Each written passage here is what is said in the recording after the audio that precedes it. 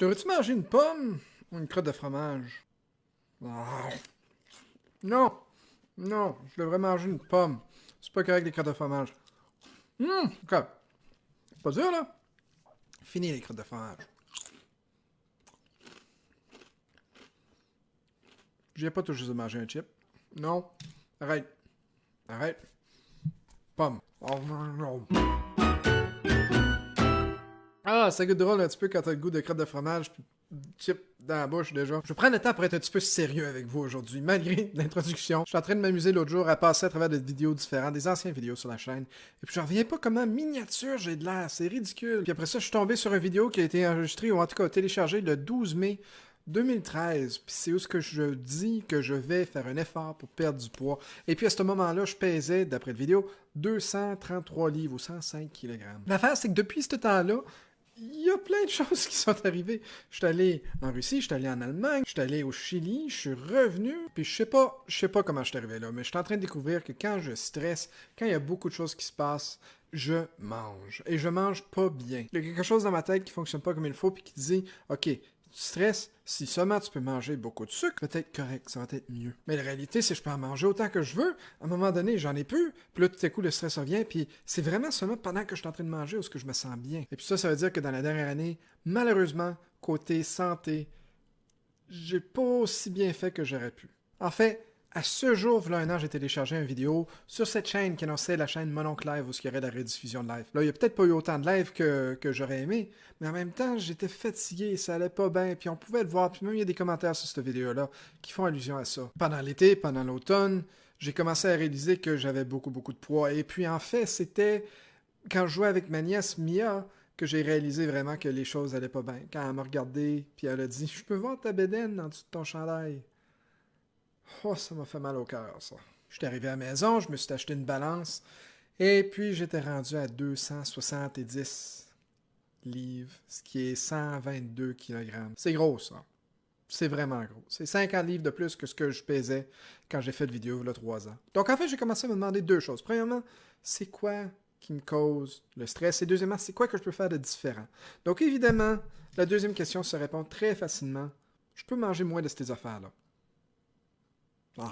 Mais c'est pas évident, parce que manger de la bouffe de même, ça vient quelque part, ça vient d'un stress. Donc c'est quoi le stress? C'est quoi qui me fait réagir comme ça? C'est quoi qui fait que je veux manger ce genre de bouffe-là? La réponse là, c'est beaucoup plus compliqué. Parce que c'est un résultat de tout ce qui s'est passé dans les derniers 3 ans, de l'école au voyage, à vivre au Chili. C'est aussi le résultat du stress de travail, veux pas, la job que je fais, c'est un petit peu une job stressante. Et puis c'est un petit peu aussi un stress résultant des vidéos que je fais sur YouTube. En fait, si on veut être vraiment simpliste, je pense que l'affaire qui me cause le plus de stress, c'est avoir trop de choses à faire. Quand j'ai beaucoup de choses à faire, j'ai peur d'avoir trop de choses à faire, donc je fais rien. Ce que je fais au lieu, c'est que je mange, je joue à des jeux, et puis là, ça fait que j'ai encore plus de choses à faire parce que je fais rien. Et puis là, ben ça me stresse, donc je mange, puis je joue à des jeux, et puis ça me stresse parce que j'ai encore plus de choses à faire. C'est un cercle vicieux qui arrête pas, puis qui arrête pas, puis qui arrête pas, puis qui arrête pas. La beauté, c'est que je reconnais que c'est un cercle vicieux. J'ai pris le temps, j'ai compris exactement qu'est-ce qui se passe, et puis depuis le vidéo de Pète Noire, où ce que j'étais à 270 livres, jusqu'à aujourd'hui, j'ai perdu à la date 20 livres. Je le vois dans ma façon d'agir, je le vois dans le fait que je peux marcher sans être super fatigué. Ça va bien. Mais ce qui m'aide beaucoup là-dedans, c'est que j'ai fait un énorme changement de perspective.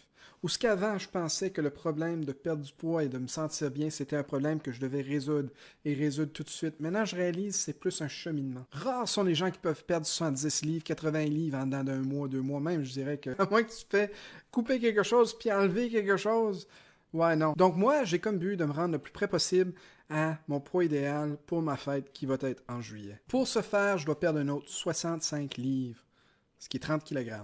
Là, si je pense pas à ça, je pense pas au fait que c'est 30 kg, mais plutôt, je prends ça au jour le jour, à la semaine, puis j'essaie de perdre 1 à 2 livres par semaine. Eh bien, la somme de tous ces petits buts-là va, à la fin de la journée, me donner mon but ultime, ce qui va être d'être mieux dans ma peau, avoir perdu du poids, me sentir mieux, me sentir bien. À date, ça va bien. Puis je veux pas perdre ça de vue.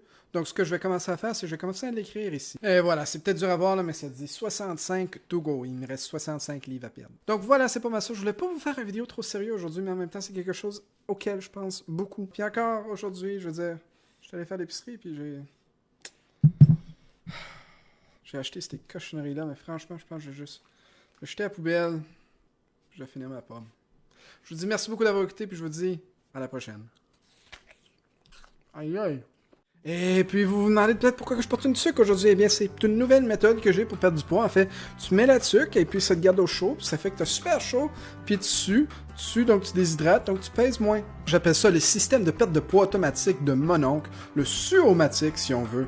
Si vous voulez plus d'informations, je vous invite à appeler le numéro à l'écran et m'envoyer un chèque pour 200$. Et en échange, ce que je vais faire, c'est que je vais vous envoyer un bouquin qui explique exactement comment porter la tuque pour qu'elle vous permette de suer le mieux possible. Attention, c'est une joke, ne m'envoyez pas 200$, je veux pas votre argent, c'est une joke. La seule façon vraiment pour perdre du poids que je connais, c'est de faire de l'exercice puis de manger.